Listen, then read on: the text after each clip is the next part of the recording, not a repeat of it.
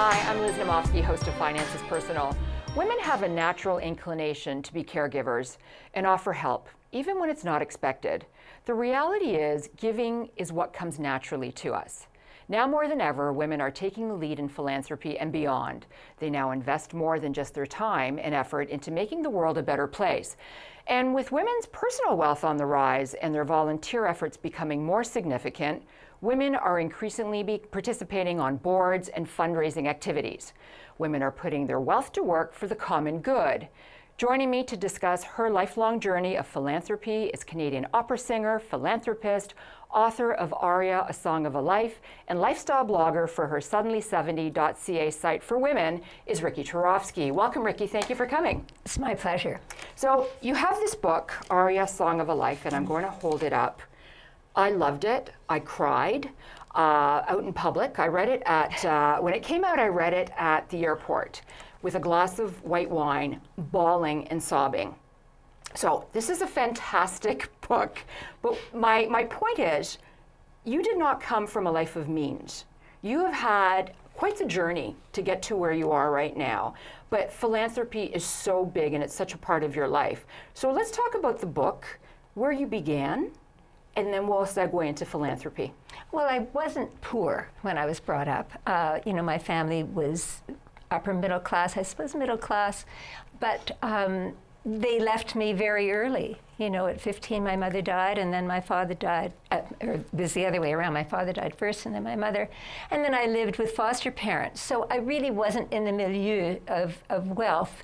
But I did understand giving, and I guess it was really my father who'd said to me at some point, you're no better than anyone else. You're just luckier because you've been brought up in a good home, you have things, you're never hungry. Which is important. Which is important. Always remember that. And so I guess I did, and even as a child, when there was, I don't know if you would be too young to remember that they had these rubber caps that you could turn to open a jar. Mm-hmm. And there was a fundraising project at my elementary school, and I got right into that. We went from door to door and we sold them. And I thought, isn't that nice? We've raised some money to give to people who are less lucky than we are. And so it grew from that. And when I lived with my foster parents, they were also definitely not wealthy people, very fine people, wealthy in their morals and their ethics. But they also taught me that. And I can remember, now I don't know that I wrote this in the book, but that I adopted, through foster parents' plan, a young girl from Vietnam. No, it wasn't in your book. Well, I didn't have any money to do this, but I did have a boyfriend who had a lot of money. And I asked him, I said, okay, you do the $10 a month. I'll set it up. I'll write all the letters and coordinate the whole thing, which we did for many years, in fact. And we weren't just supporting the one girl, we were supporting her whole family. So it started like that when I found that we could do all kinds of fundraising and make a difference in other people's lives. So, isn't it interesting how you learned your philanthropy through school, as did I with the UNICEF boxes? Right. And I thought it would be so interesting, at Halloween we'd have those little orange UNICEF boxes and we'd go door to door trick-or-treating, yeah, and every penny counted.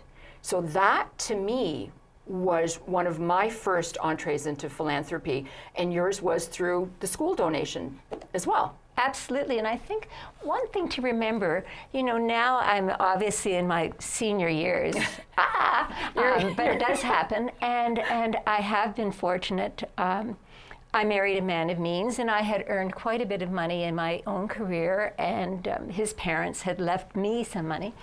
But you can give money, you can make a difference when you don't have any. And that is, getting part of a group that's doing some sort of fundraising and, being on a board, getting on the fundraising committee and meeting people and learning, working together with people, you learn an awful lot how to fundraise. So let's go back to when you were living in Whitehorse. That was a long time ago. Oh, right. And yes. You had, did you start a YMCA up there? What happened was there was a large Indigenous community there. I lived in Whitehorse for a few years, and there wasn't a Y there. There were no places for the girls to stay. There were no hostels. And even when I was, I guess I must have been in my 20s, I thought, well, we should have a Y. And I went to Toronto, and I went to the Y in Toronto to find out, how do you do this? You know, how do you start a Y? And I did learn how to do that and got people behind me, and eventually there was a Y built in Whitehorse for the girls, and that was sort of one of my first Good for you. good efforts, and yet I had nothing in terms of any real knowledge of how to do this, but you gather it over the years. You know, you learn how to do different things. But you have one of the biggest hearts out of anyone that I know. You are a giver, you are a caretaker, you always want to make sure that everyone is well taken care of. And there was a point of time in your life where you were divorced, you didn't have any money, yet you still found time to give. Well, there's always somebody worse off. This is no true. matter what. And yes, I was divorced, and I didn't have money, and I was working, and I had a baby. And I had moved. Now, maybe when you're younger, you have more confidence, or maybe you don't know what's out there. Or That's maybe probably what it is. You just don't know any you just better. don't know, and you're not worried. As we get older, we worry more about, well, what your show is about, Right. about our finances and saving. But no, I really cared, and whatever I could do, I did. And yes, I do care about people. I care a lot about people, and. But I think that when you opened the show and you talked about women are caregivers, I think many of us are, and we do care about others. And that has been one of my tenets of my life, is to give back. Well, I personally know that you do. Like, you're incredible. You're all over the place. And you joked about age, but that has never stopped you. You are always running around, raising money for whatever it is, whether you're here, whether you're in Florida, you're always out there doing things. And I think that's really important, because a lot of people think, I don't have time, but you make time. Well, I did make time, and I did eventually go to the university, to the opera school, and become an opera singer. And then after I graduated, and I did have some funds, I thought, well, we should do an endowment fund for the opera school so that students who follow me will be able to do opera productions as I had. And again, it wasn't my own money, but I got together a fundraising committee. We came up with ideas. We went after people, and it was one thing that I did learn then, that when you're going after people for money, the ask, you also have to commit something. Doesn't matter how much, but you also have to be committed to giving something when you ask other people for money. And so that opera production fund, I think we raised $500,000, which Wow. was very exciting and still obviously exists. Around the same time, there was a young friend. His mother was a good friend of mine, and is a good friend, and has a disability, big disability. And he grew up in the inner city in Toronto, and really a smart kid. But he could go anyway. And at a certain point in time, he got into his head that he wanted to go to Lakefield College because one of our sons was going. Mm-hmm. Now, there was no money for him to go there, but the school had said, oh, no one will ever be refused entrance into Lakefield. So I went to the headmaster and I said, okay, you say this. He said, well, actually, we've used up all our bursary money. I said, so okay, so what are we going to do here? You know, we can't tell this kid he can't go since you say they can. So he said, well, you can raise the money. So that was when I also used the ask, and I went after people I knew, like my father-in-law, like my brother-in-law, like, you know, friends of family and business, and I found out how much money we needed. Mm-hmm. And I think it was only asking everyone for $5,000 or maybe even $1,000, and I had to give that money to say, well, I've done it. Right. Why don't you do it? And so he did go to that school. He got in, and then after he was there, he was smart enough to get help on his own. You know, we didn't continue that. Right. And that was a wonderful thing. That felt very good. Now we're hoping that he will pay it forward. You never know, because he has a great job, and he's, I I think he makes lots of money and all these things, but then they get, you know, when they're in their 40s or whatever, they get involved in their lives. It's hard for them to remember to pay it forward. And that's really, really important. Riki and I will be back after the break to talk more about her lifelong journey of philanthropy and the importance of giving back here on Finance is Personal.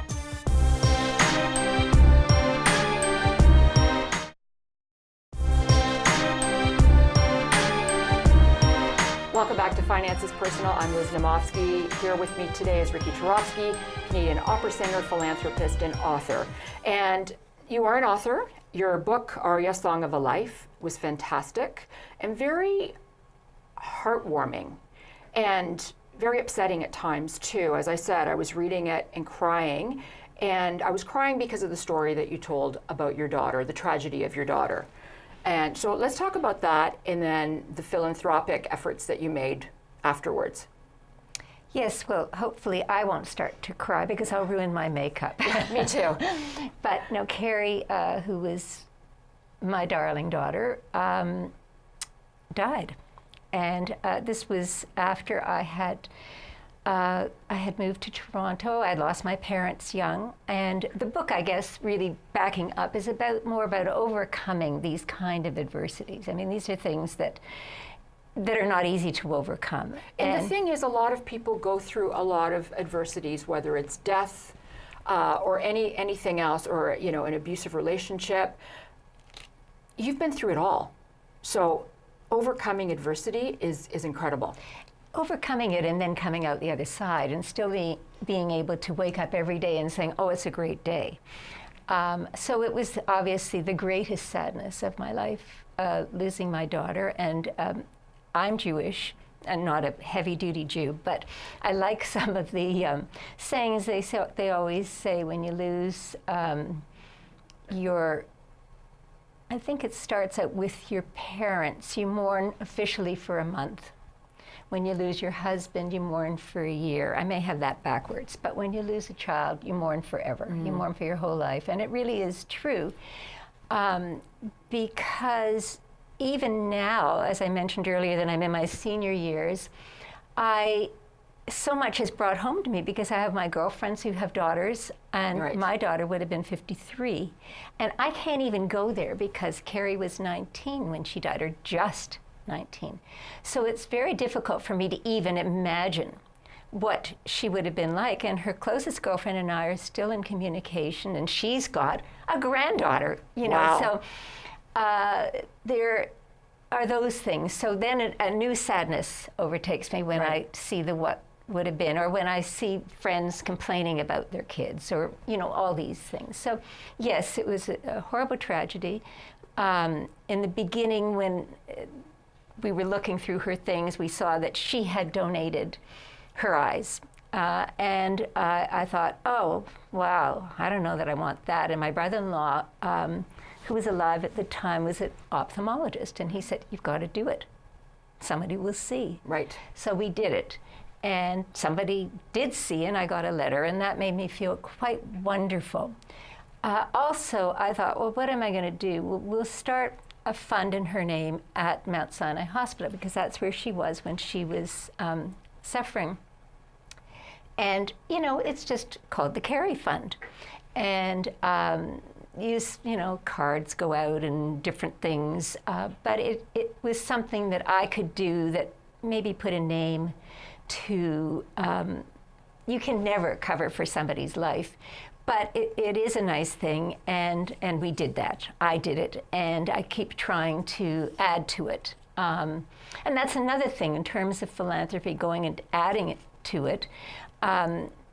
Obviously, we've done our wills. I've done my will with Right. my husband. And in your will, you can, if you plan to leave any money, and if there's anything left, then you can name where you want that money to go. And that's a wonderful thing. And many organizations really appreciate that, because while you're still alive, they have events for people who are donating to their Crossbow Society or whatever. And so, you're part of a group of people that is looking ahead. You're Right. saying, okay, when we're gone, we'll do that. Well, it's really important. And I think a lot of people think you need a lot of money in order to give back.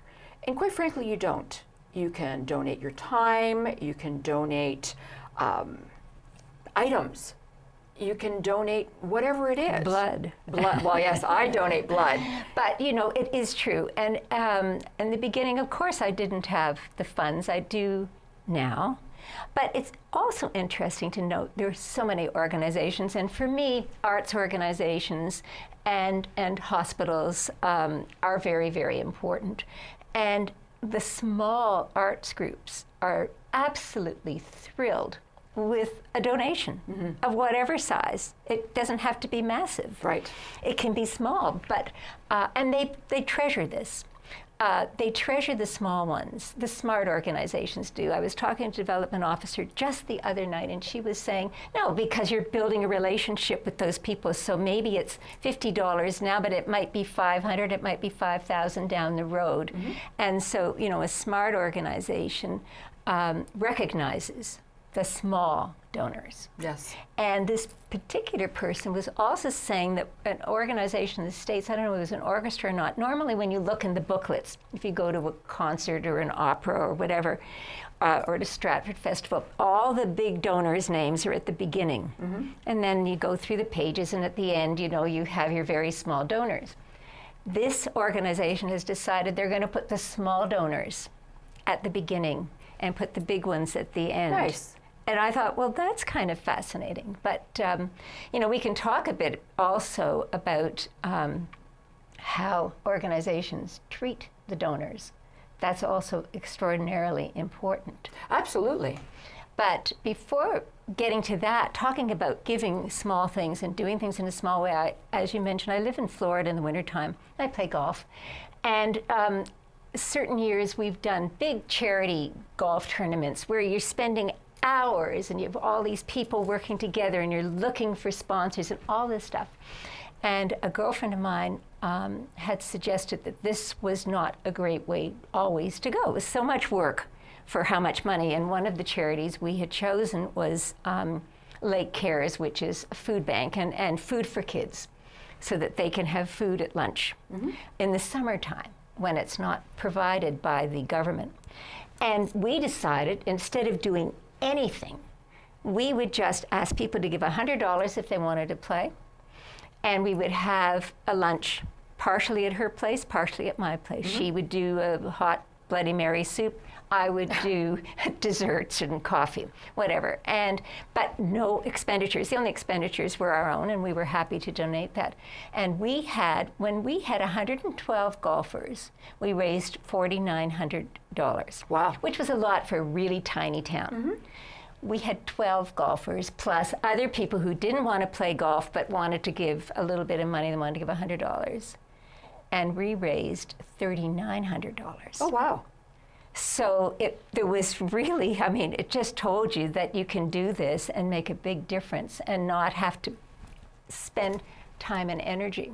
Sometimes the grassroots way of doing it is so much easier, and you can raise so much more money, and you don't have a lot of people, big boards or anybody else breathing down the back of your neck, right? So you're in charge, you can get it done, and usually you end up raising a lot more money. I mean, considerably, considering 12 to 112 golfers, the difference. And you know, that makes a difference. The food, and you know, food banks, of course, that's another way of giving. People grab the cans. If I've had a birthday, I did say quite a few birthdays ago, instead of a gift, bring a can of food. Yeah. And a cute little story about that, I had invited my French teacher and a little tiny woman, and she brought foie gras and pâtés and caviar. And she said, well, no, you know, they don't get this kind of food. They might as well have it. Good for and her. we had hundreds of pounds of food. Although now, having worked and been on the board of Food Banks Canada, the awareness is you can get just as much or much more food value out of $1 than you can out of the cans of food. We'll be right back after this break to find out how you can make philanthropy a part of your life here on Finances Personal.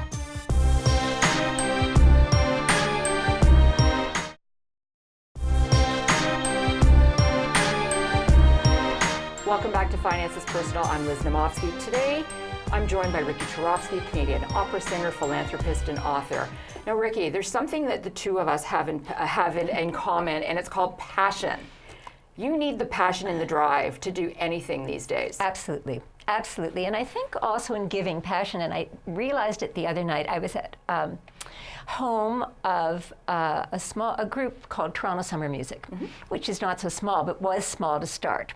And it grew because one woman who had decided we needed summer music, Jane Smith, made it happen. Now, it's quite a few years since it's been in existence, and there was a small group dinner at a condominium, and I've given them money, and I'll go to their concerts. But at this particular dinner, the head of the organization, the musical director, Jonathan Crow, was performing, and he stood up and he played his violin, which was an incredible violin, and he was accompanied, and it was overwhelming. It was absolutely incredible in this small space, fairly small space, with a beautiful view of Toronto. And he's playing, it was a meditation from Thais. And I was so moved. He played 3 pieces.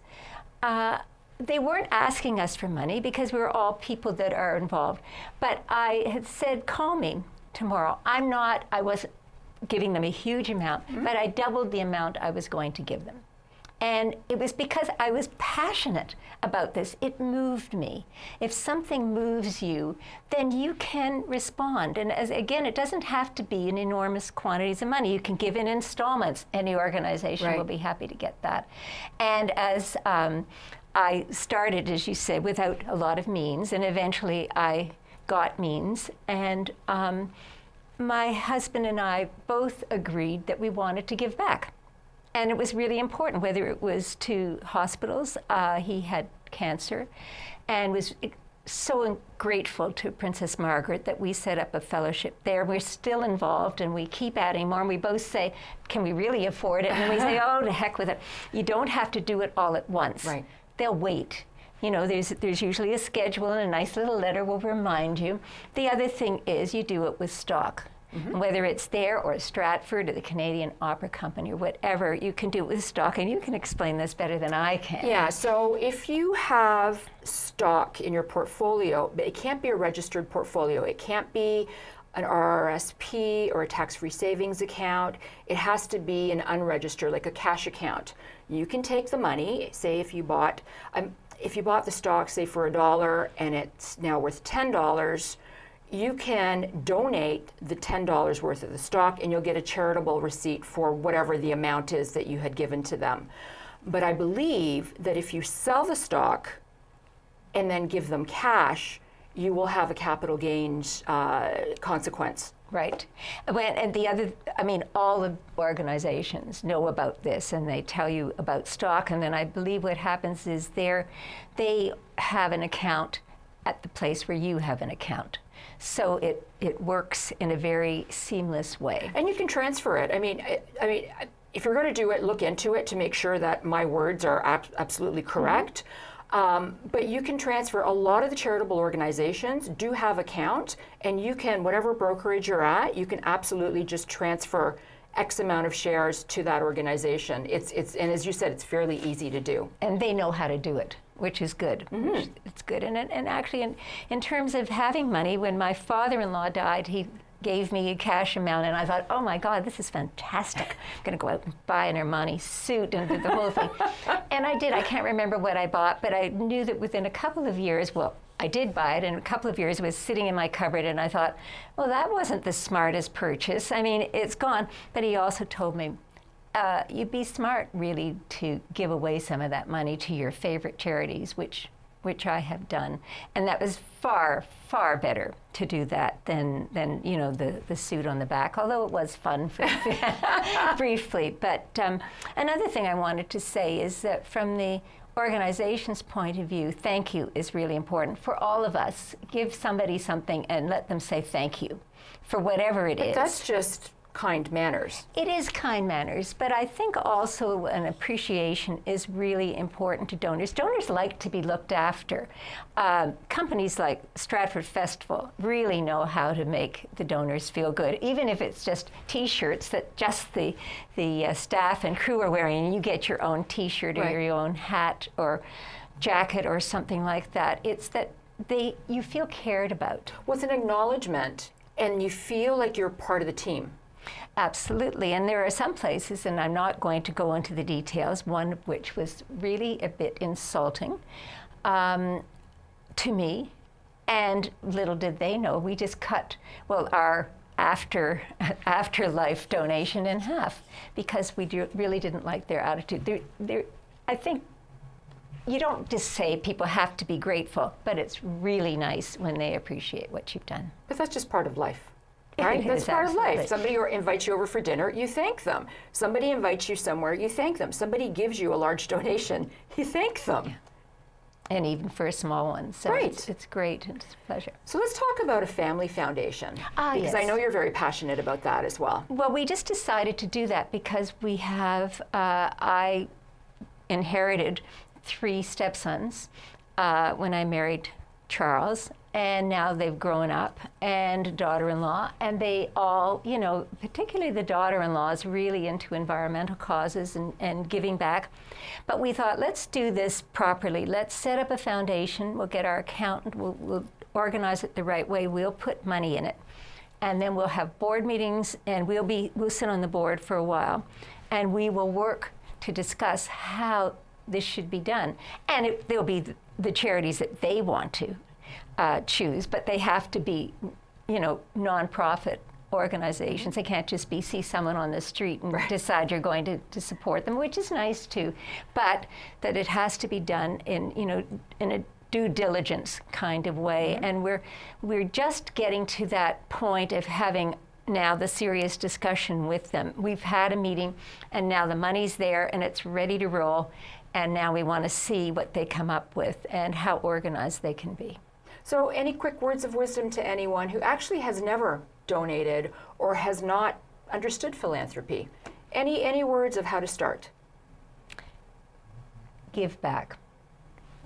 Go to your local food bank, hand out food, cook at Thanksgiving. Give a small amount to any organization. You go and hear a performance and it's not for profit. Just give, what you can afford and start doing it, and you'll realize how good you'll feel. Thank you, Riki. You're welcome. Anyone can be a philanthropist, regardless of your financial status. Donating your time, experience, skills, or talent can also help create a better world. I personally donate blood every 84 days with Canadian Blood Services, and honestly, it doesn't cost me anything, and I can save up to 3 lives. So make sure that you support the causes that are important to you, and that before you make any donation, regardless of how big or small, always check to see that the charity you are sending money to is solid. Consider joining forces with family members to get them involved in giving back as well. Family philanthropy may be more effective at making a difference, not to mention more rewarding. Together you can make great things happen, whether you're donating your money, time, or skill. Surround yourself with people and resources that can help make your philanthropy more thoughtful and effective. I'd like to thank Riki Turofsky for sharing her personal journey of philanthropy in life, and to you, our viewers, for watching.